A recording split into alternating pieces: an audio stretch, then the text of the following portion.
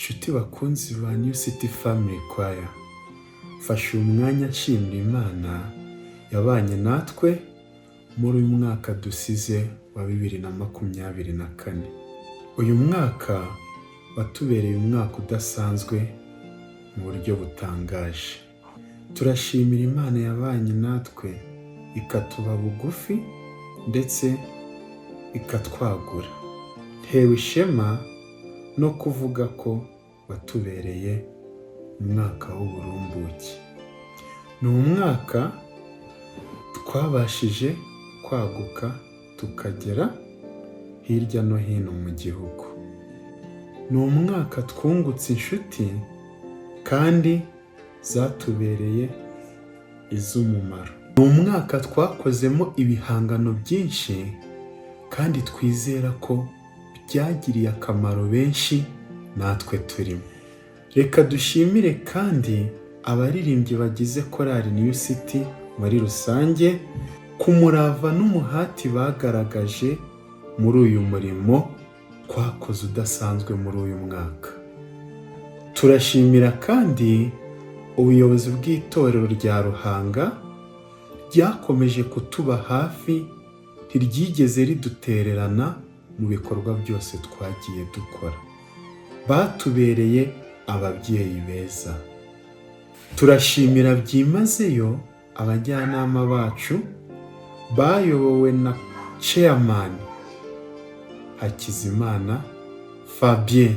Ikindi kandi ntitwakwibagirwa gushimira abakunzi bacu batubaye hafi na komite yabo iyobowe n'umugabo w'intarumikwa ari we Mberabagabo Eli. Uyu munsi kandi tubashijwe kwinjira mu mwaka wa 2025. Reka dukomeze gushimira imbaraga, umurava muri uyu murimo ukomeye kandi utoroshye w'ivugabutumwa twiyemeje gukora.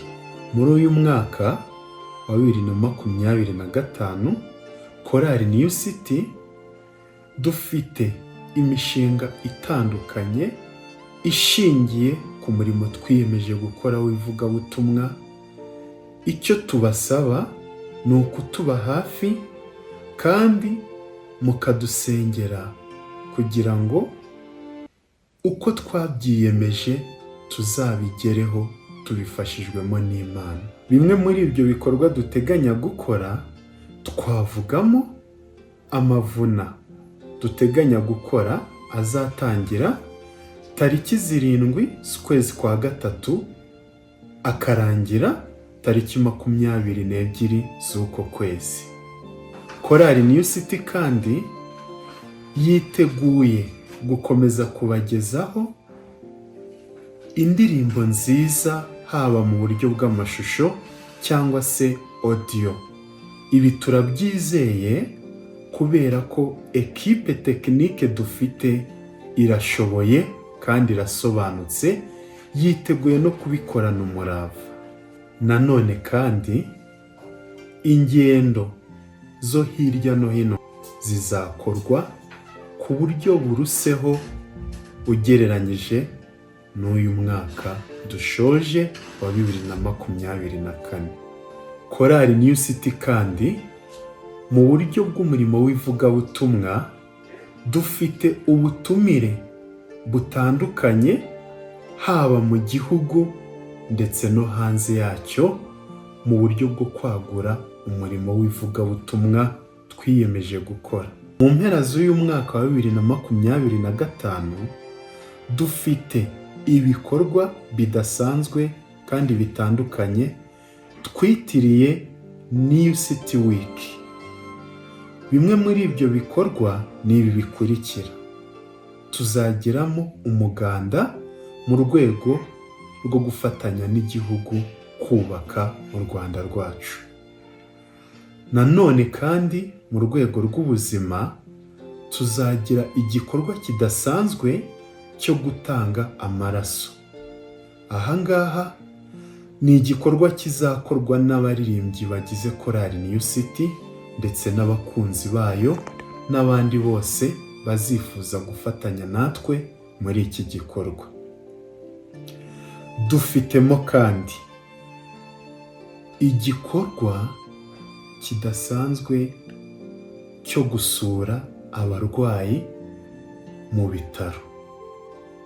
Muri iki gikorwa hazaba harimo ibintu bitandukanye, ari byo guha abantu batandukanye ubwisungane mu kwivuza ku batabufite. Nanone kandi hazatangwa imyenda n'ibindi bikoresho by'isuku bizaba byateganyijwe mu rwego rwo gufasha abarwayi n'abarwaza kukunganirana. Nanone kandi muri iyi New City Week dufitemo umwiherero w'abaririmbyi bagize korali New City ndetse n'abakunzi bayo muri rusange. Tuzasoresha igitaramo ari cyo kizaba gisoza umwaka. Ni igitaramo kizaba giteguwe ku buryo bwagutse. Ibizakiberamo muzabimenyeshwa uko tuzagenda dusatira impera z'uyu mwaka wa 2025. Bavandimwe rero, reka buri wese akomeza dushyigikire mu buryo bushoboka ubwo ari bwo bwose, kugira ngo uyu mwaka tuzawusoze dushima Imana.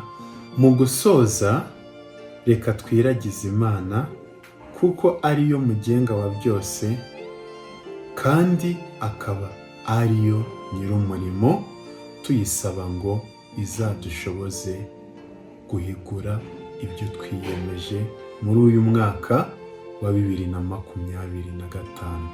Imana ibahe umugisha. Mbifurije ishya n'ihirwe. Murakoze.